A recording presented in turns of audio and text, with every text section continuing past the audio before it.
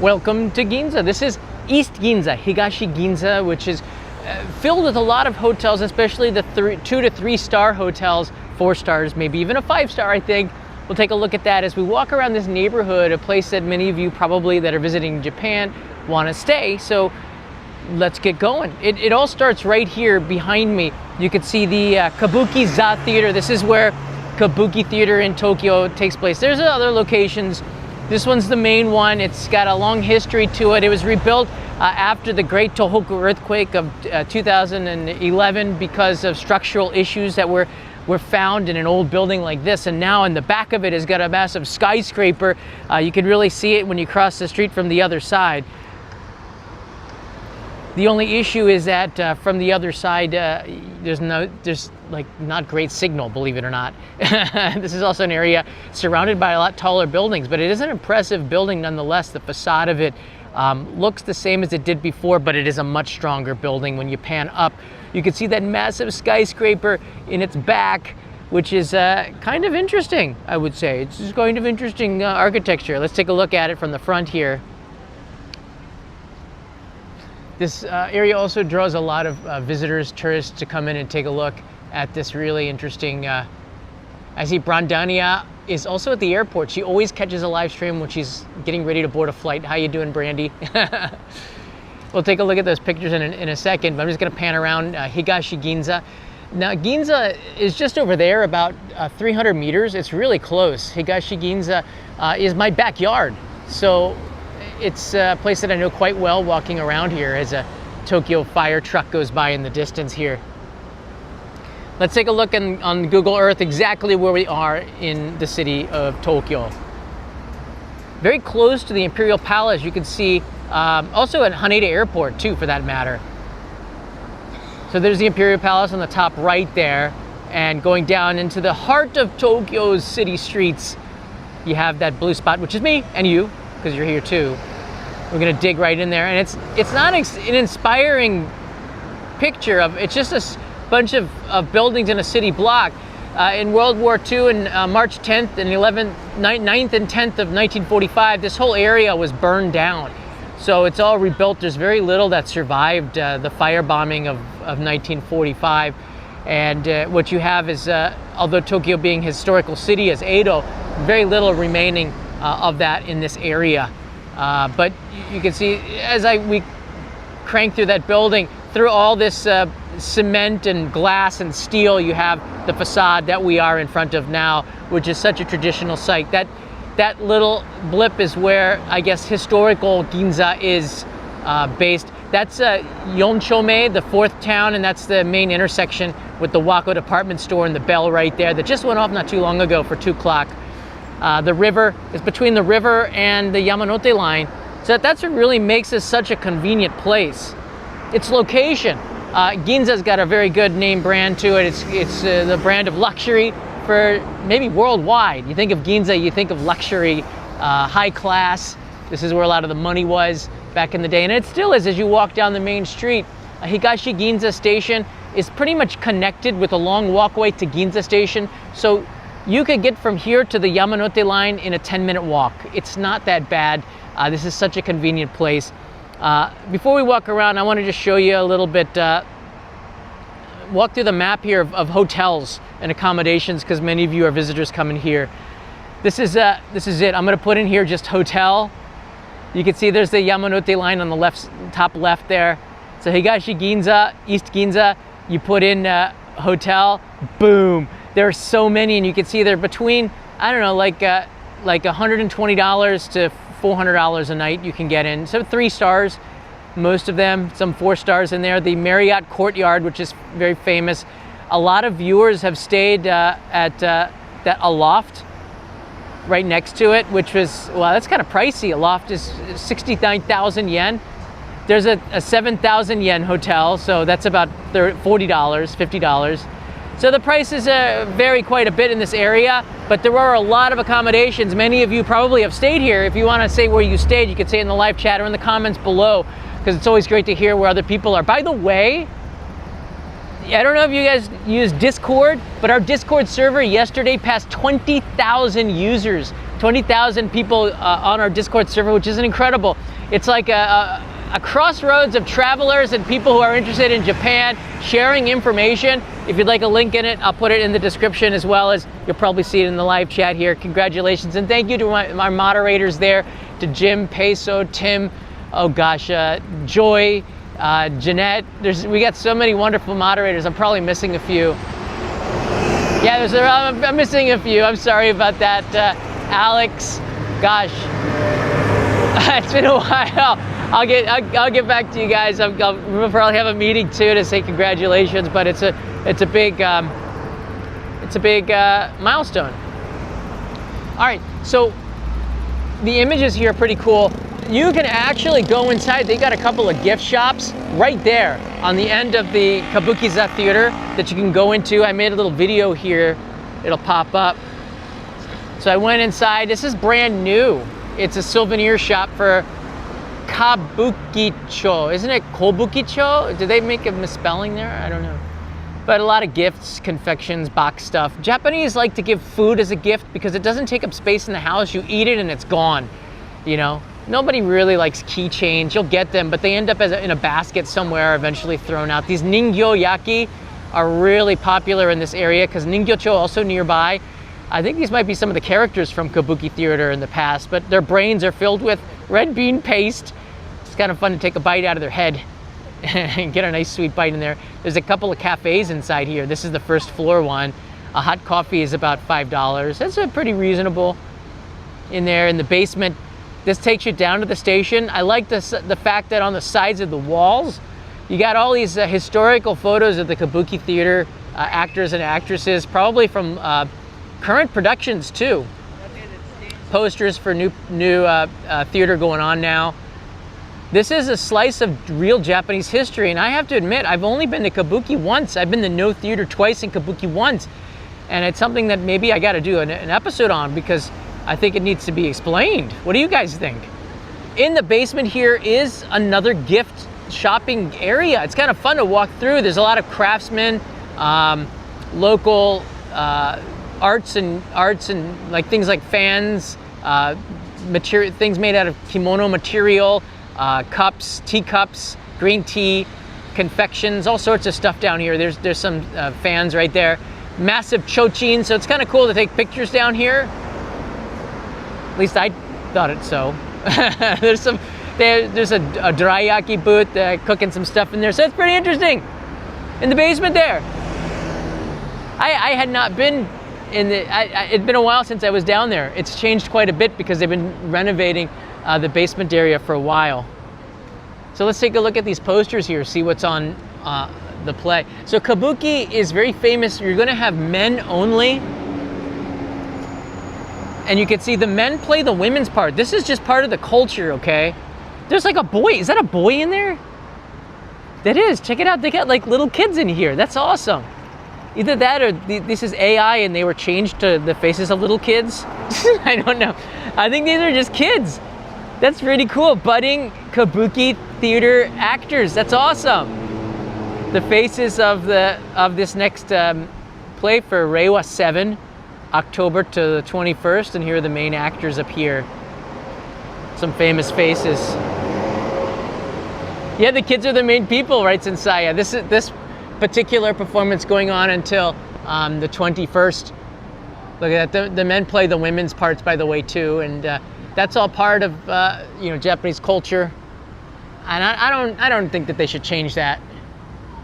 To be honest with you, there'll be people who always want to change stuff, but you can't put your values into another country's values for those that are like, come on. The prices, this is also interesting, you know. This is, I think I would just pay for the 17,000 yen. That's about $130 for that. These are the special seating, which is probably on the side or in the front with the best view. But you don't have to break the budget here. The third floor is 6,000 yen, and that's just fine too because you can see everything from up there. The audio is incredible, so you get the voices are very well. Let's just say they're good at speaking, and the theater makes sure of it. So you definitely get a pretty good experience from even the third floor for just, what is that, about $40 for that third floor A row seat. The second deck is 8,000 yen, and the front of the second deck I think might be the best seat for 13,000 yen. But sitting in the first area is you're gonna be pretty close to the action. The prices might change from each production, but there's also a place, Chiketo Web Matsutake. So you can just call that number or search on the web to get the tickets. Or just these QR codes. Look at this, I'm so helpful. Screenshot that and you can just go in and get your tickets. This is a totally unsponsored live stream. I'm just somebody who likes to help. This is the culture of my country. I've lived here for more than half my life. The images outside of Kabukiza are really nice. A lot of tourists will come here, take pictures in front of it. Some of them will get dressed up in kimono and come and get pictures in front of Kabukiza Theater. I think that's pretty cool. The architecture's nice. And this is maybe the highlight of Higashi-Ginza, East Ginza. Pretty cool, huh? I like this area. Also, there are tourists around, but it's not so crowded like Shibuya in terms of tourists. I think it's a lot more subdued. But this is a very popular home base for a lot of tourists because the hotels are here. And once you find a good area that you want to call home, you end up coming back. So a lot of repeaters at the corner of Showa and Harumidori. Once again, Wako department store is just about, I don't know, like 3 or 4 minutes in this direction. We could go there, but let me just show you Showa Avenue, because this is the Showa Avenue is what goes through the heart of Higashi-Ginza, East Ginza. Underneath here is the highway. And it goes underneath this part of the city and then ends up going back up above ground a little bit later on there. But I've driven there. It's fast underground and it's super stressful. There's a Matsumoto Kyoshi, which caters to tourists, so a lot of stuff is listed in English. A lot of tourists buy their gifts at the Matsumoto Kyoshi to take back, especially like cosmetics, eye drops, certain other things. And I noticed that they had a bakery over there, a yakiniku annex.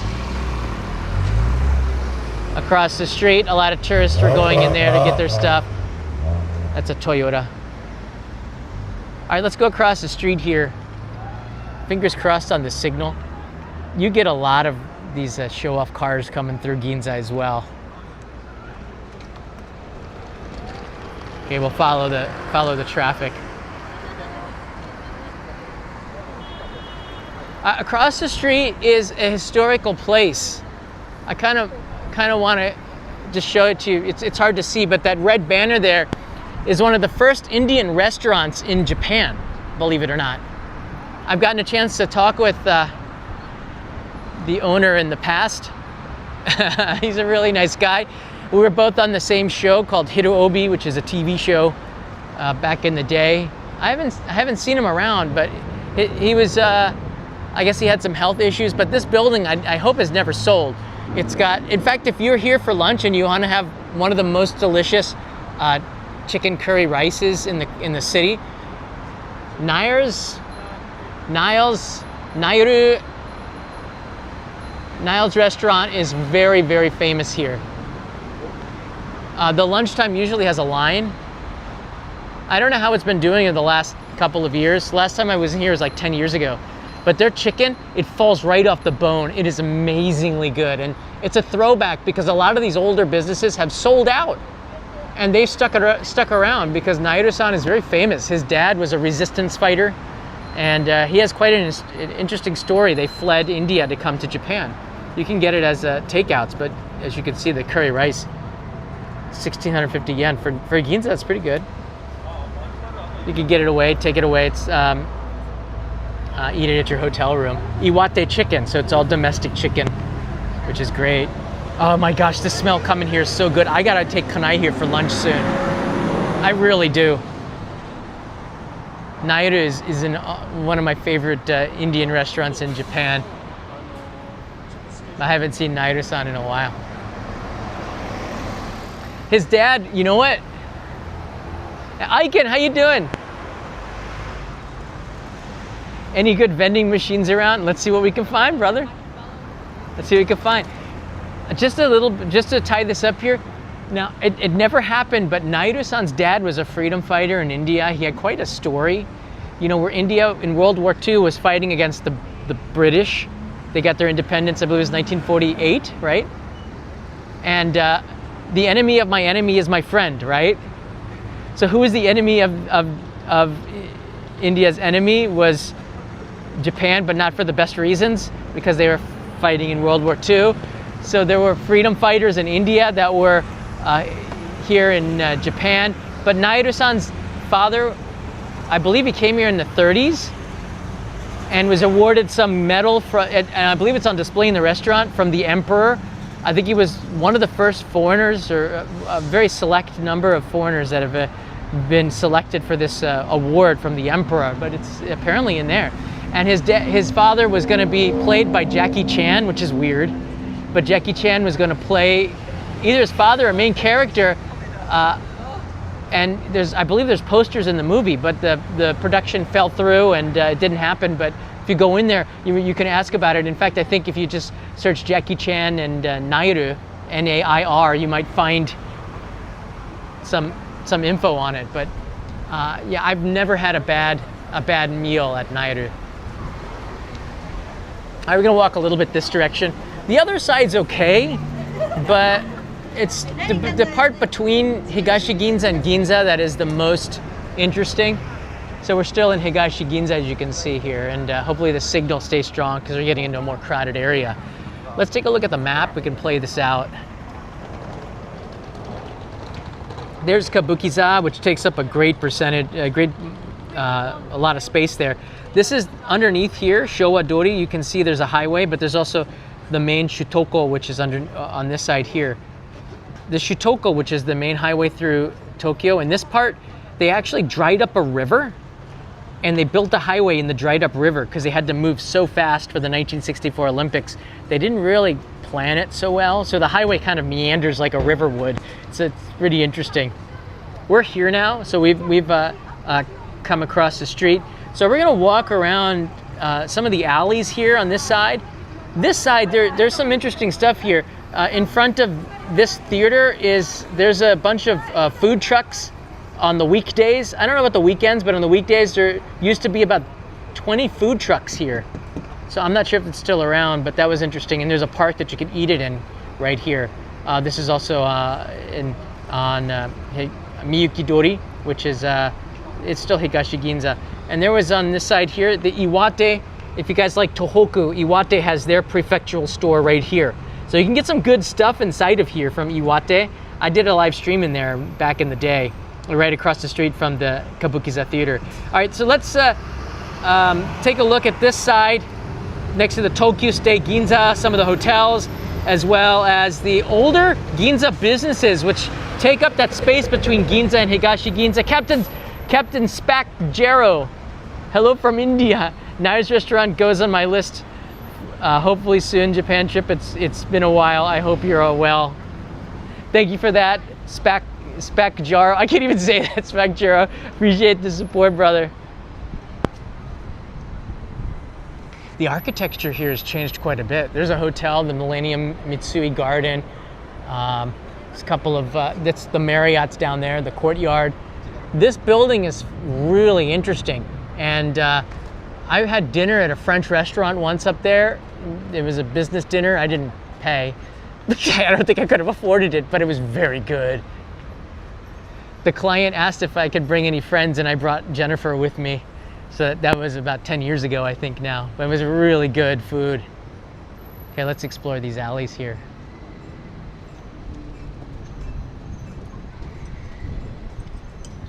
You'll have some local restaurants here. So these alley restaurants are usually very, very good because it's Ginza, and you have to have the best when you're in the Ginza. Higashi-Ginza is no exception because Ginza's in the name. There's a lot of kimono shops you'll find in the alleys here as well.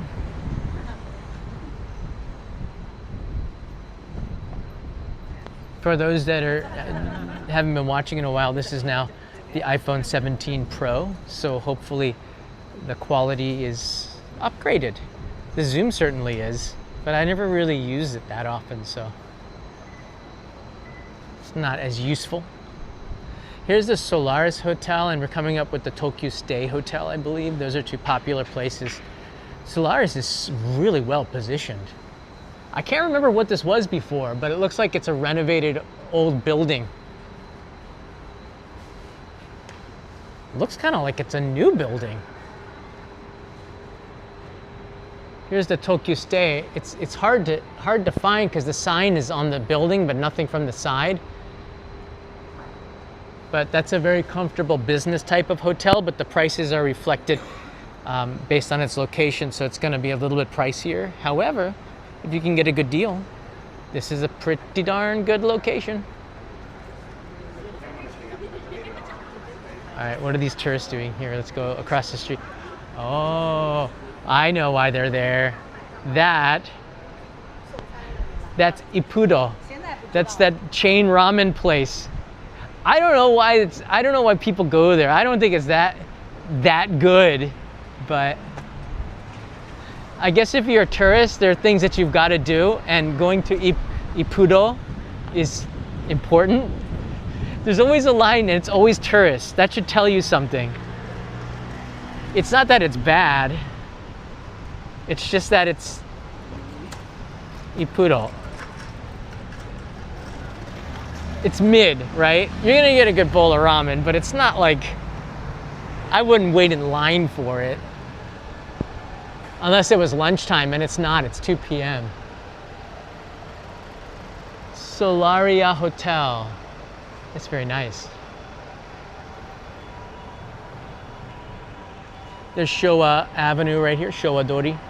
Let's walk towards Ginza a little bit. I don't think there's too much over here. There used to be a McDonald's going towards Ginza Ichome. Something's happening behind us.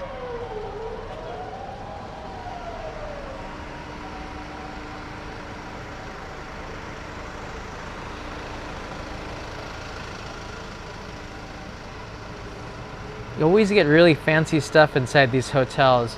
You can tell how good the hotel is by the restaurants that are inside. So it looks pretty good.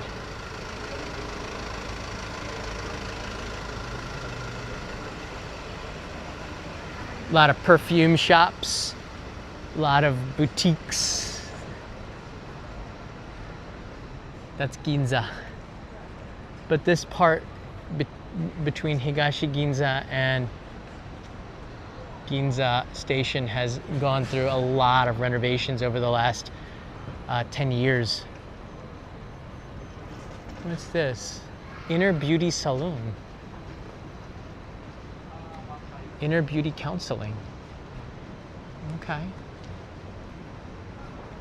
DNA examination? Like, I don't quite get fasting, dietary counseling, weight control, DNA examination, enzyme nutrition supplements. It's interesting. Not sure it's, maybe I should check into that. I don't know.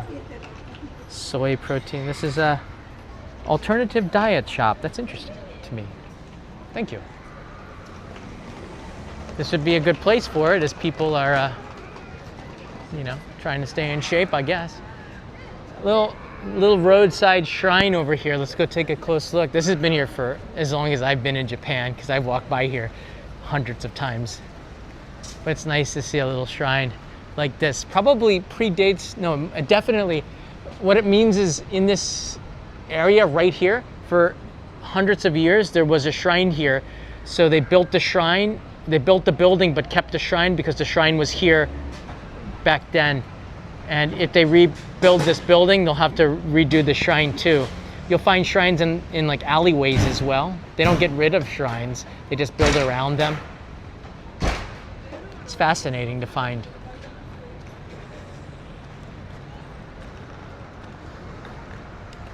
So that's going towards Ichome. I'm gonna wrap around and we're gonna end up at Ginza, I think.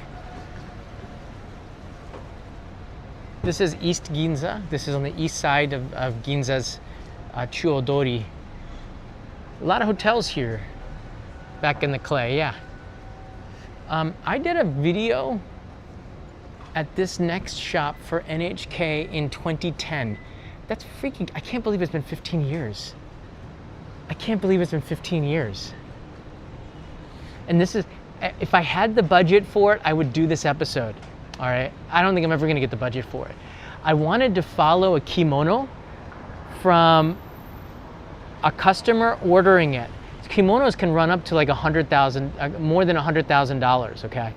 It's made with the best silk, domestic silk. It's pretty incredible. I wanted to go from the beginning of ordering a kimono to its manufacturing and then to the end just to wear it or even buy one myself. I'll never be able to afford one, but this shop, I met the CEO 15 years ago. I've got some pictures with him, so I thought maybe I would contact them and try to maybe make an episode with them. When I talked with the CEO back then, I wish I had a photo to show you. This is Motoji, Ginza Motoji, right here, this orange one.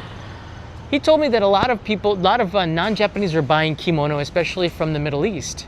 They wanted that quality, the silk, and they would sell it at really high prices. So, yeah, Motoji.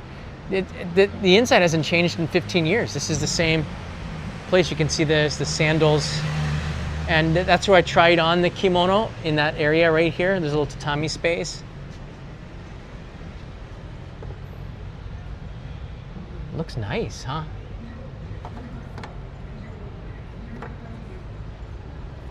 Motoji.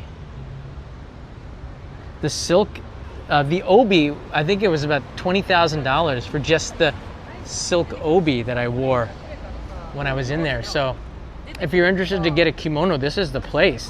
They've got a long history. I don't know if the CEO is still alive. He was, I hope he is. He was like 80 when I met him. 15 years ago, man. He'd be 95-ish. That's crazy how time flies. But I filmed NHK Tokyo Eye here. And I got to wear a kimono that was more than I made in like 10 years, probably. It's expensive. The quality was so good. What was interesting with the kimono is that the inner side of it has usually the inner part of it, right there. Despite the fact that, you know, so many tourists are coming to Japan, that's sad.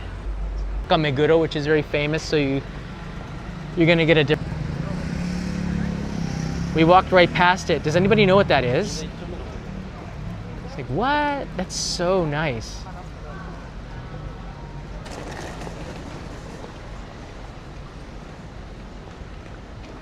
This is where the Kit Kat store used to be.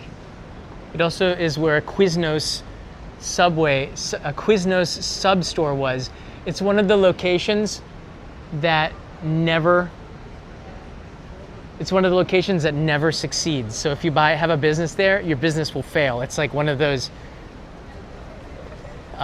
locations, you know what I mean? It's doomed. Every business that's been there did not stay there because I think the rent is high and the foot traffic is not the same on this alley. Sorry, the signal's been going in and out on that corner, so I tried to hightail it to the main street. And from where we started to Ginza, there it is. On the weekends, especially on Saturday and Sunday and holidays, they shut down Showa Avenue right there. And you get to walk down on the street, and this is one of the times that I really love. Saturday and Sunday, walking quietly, peacefully down the center of Ginza. We're gonna do that here in a second.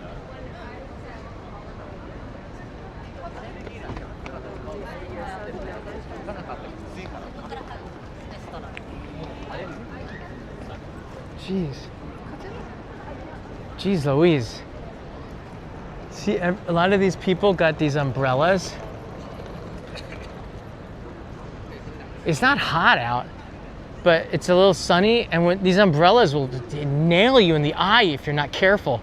People that are not experienced holding those umbrellas will You can get smashed in the eye stuck in the eye with a sunbrella. So you gotta bob and weave, you know. So we've come around the street from Ginza Nichome, and we're walking towards the Wako, the Yonshome intersection, and I believe the new Apple store. It's gotten a little bit of buzz because it's new.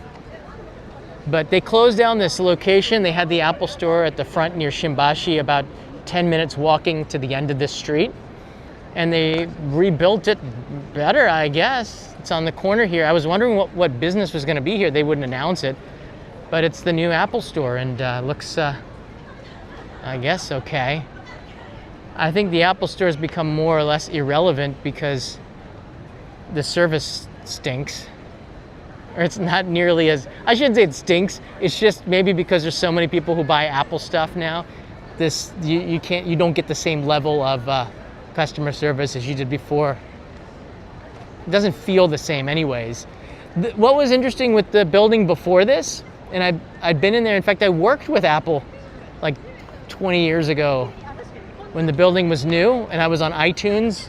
I was a number one, you won't believe this, I was a #1 video podcaster on iTunes for a couple of years. So I was mostly recognized in Japan for being a podcaster. I was doing English language comedy stuff. And I got invited to go to the Apple store here a couple of times, and they had an amphitheater where they used to give talks. So the Apple store back in the day was like a community, it was like a community area.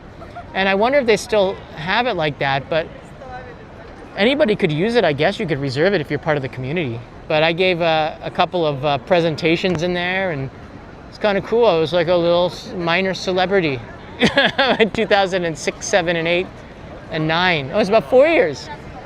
7, in particular, 7, 8, 9, and until 2010, before the great earthquake in Tohoku, I was on this platform, Apple's iTunes, and it's interesting how life turns out. Boy, it looks it looks much newer in there. I guess we can take a quick look-see. It's public. It's got big windows for a reason, so you could look inside, right? Okay, let's just take a quick look-see.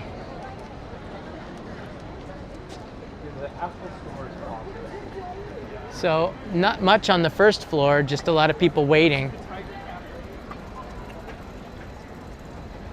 And then they have some products. All right, there's the first table. So there you go. It's not really anything special. It just looks like an Apple store. There's the Onitsuka Tiger Cafe. Just funny. It's funny to me. All right, let's get off of this street, go back to the area between Ginza and Higashi-Ginza, shall we? That's why we are here.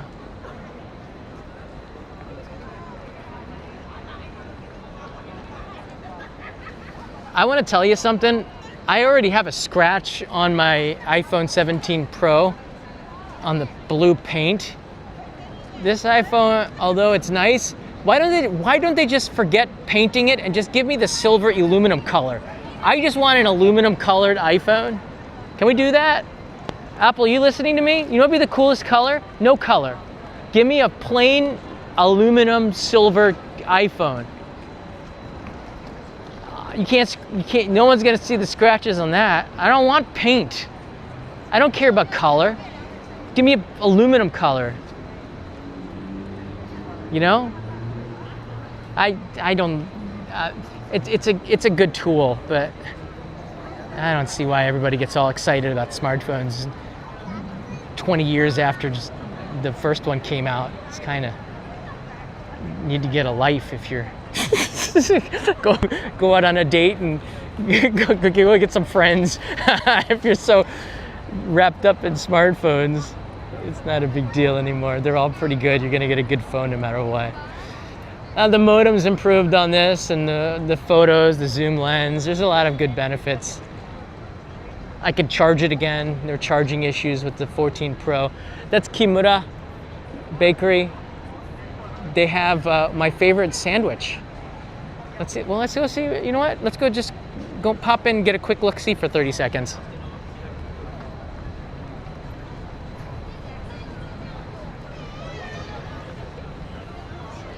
The signal's probably not good.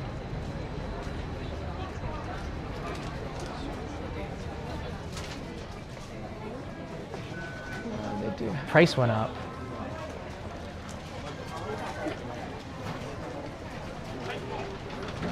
So the price went up. It was 1,400 yen in there for an ebikatsu sando. So it was like $8 for ebikatsu sando. That's not. I guess that's not too bad. All right, let's move out of this area. See if we can get to a place with a better signal.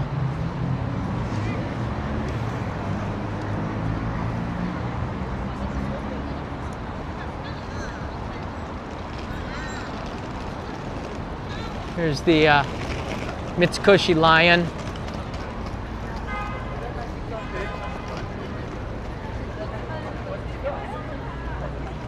Right here.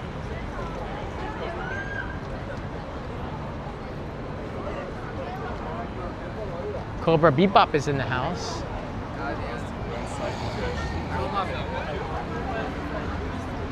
How you doing, Mr. Bebop? It's been a while. Marching along. Yeah, we're getting in this area some of the signals for those signals telling me that this signal strength is not so good here. See if we can move away from this intersection.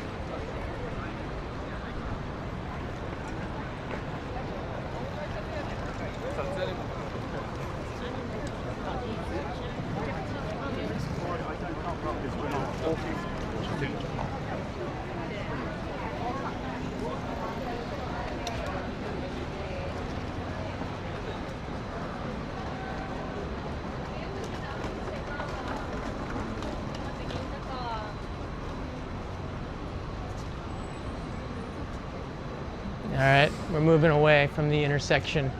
Here's another kimono store.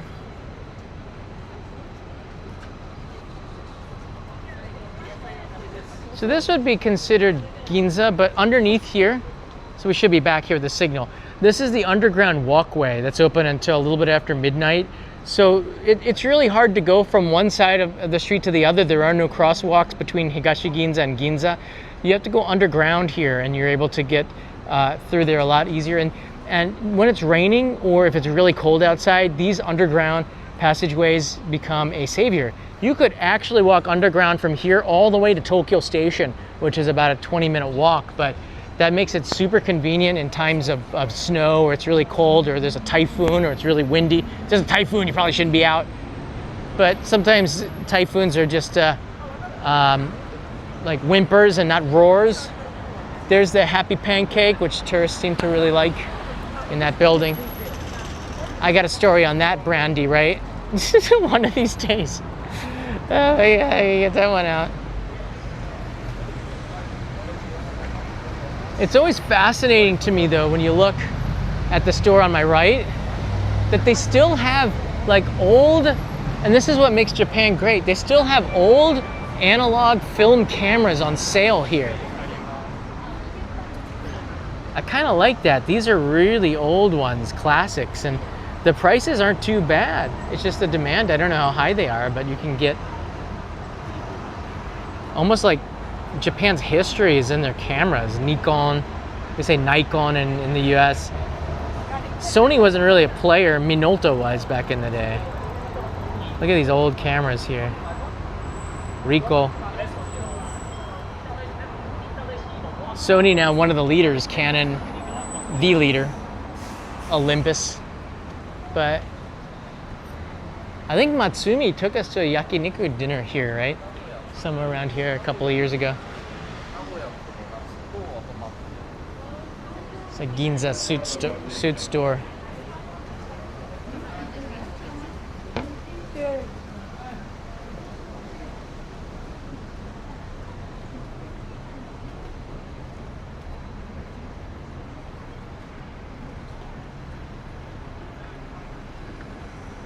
The video quality seems great in the audio, but those signal issues can't be avoided. Yeah, I think it's right now because we are in very crowded areas. Tokyo's 5G really stinks. I always thought that 5G would be the answer, you know? It's like, oh, with 5G, we're gonna get like gigabit upload. They've prioritized download speeds over upload speeds. So there's a ton of bandwidth. Like 80% of these 5G towers, wherever they are, they're all for downloading content, consuming content. Very little of it is invested in uploading content. And that's the issue. So for the self-driving cars, and this was the goal like 10 years ago, they said that they were gonna have a 5G signal like every like 25 meters or something. And so that you could drive a driverless car through the city of Tokyo without any issues using 5G. That never happened. So a lot of these technological promises that they said, it just doesn't come true. And 5G doesn't go through objects. It doesn't go around buildings as good as 4G. 4G is actually much, much better. But when it comes to live streaming, you want to have the strongest upload signal. And 5G they just haven't invested in upload, just download. And when I get 1 gigabyte speeds of download and 1 megabyte speeds of upload, that's freaking weird, man.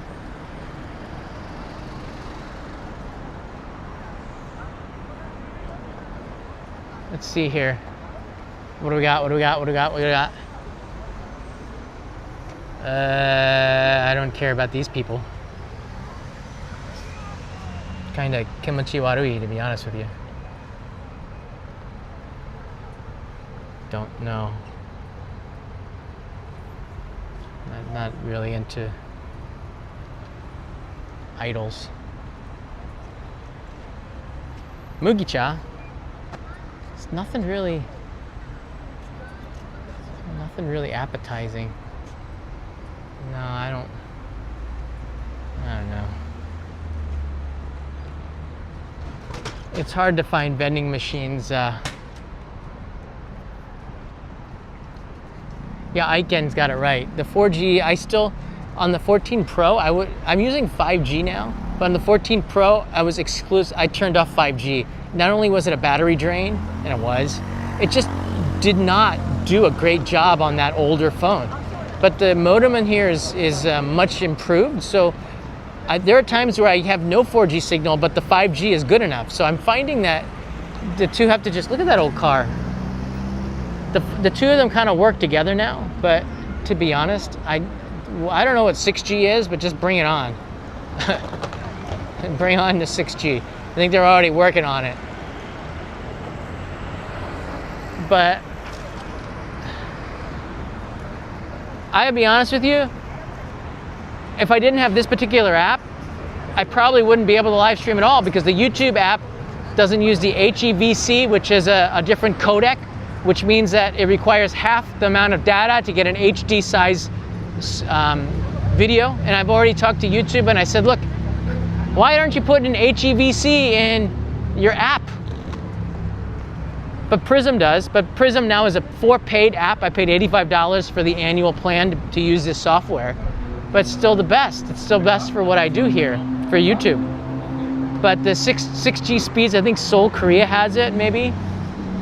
I don't know. It's always going to get better.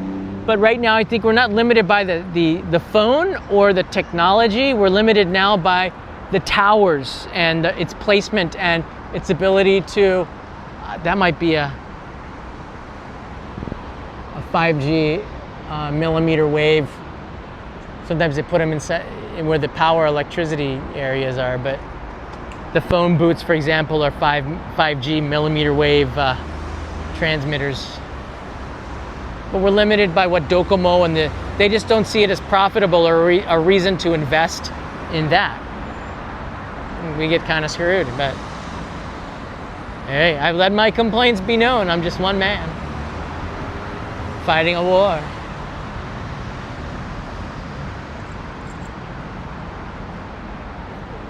That's it. That's Higashi-Ginza in a nutshell. The Marriott's over there. You guys have any questions? I will be happy to answer before we tune this out and I get back home so I can edit some video and prepare dinner for the family.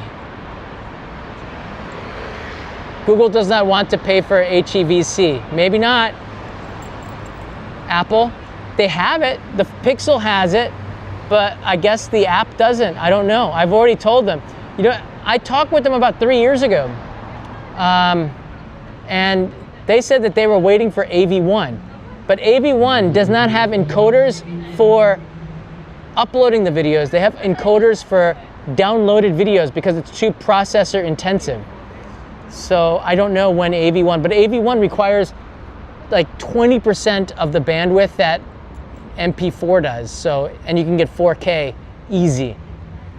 Just gotta wait for AV1 for YouTube, I guess. But they already have AV1, so you can watch videos with it, but you can't upload videos in AV1, which is a shame.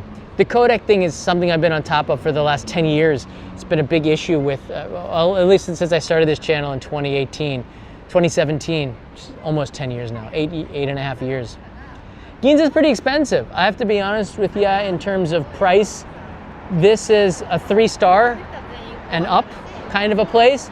Now, if you go to Tsukiji, a little bit further from Ginza, you could save about $30 to $50 a night on the hotel, perhaps. You can get hotels about $80 a night. And if you go towards Shintomicho and Hachobori, you can get them like the Appa hotels for about, you know, $60 a night, maybe depending on what time of year. But in terms of places to stay, you can't get much better than Higashi-Ginza. It's quiet, it's safe. There aren't as many tourists as Shibuya. It's cleaner. There's a lot of really great shops. Restaurants are fantastic, especially if you want the best of Japanese cuisine. You got a lot of ramen shops in Higashi-Ginza. A lot of great options, and the transportation can't get any better either. You got just 10 minutes to Irakucho Station. You guys know Irakucho because I'm always filming it on this channel. But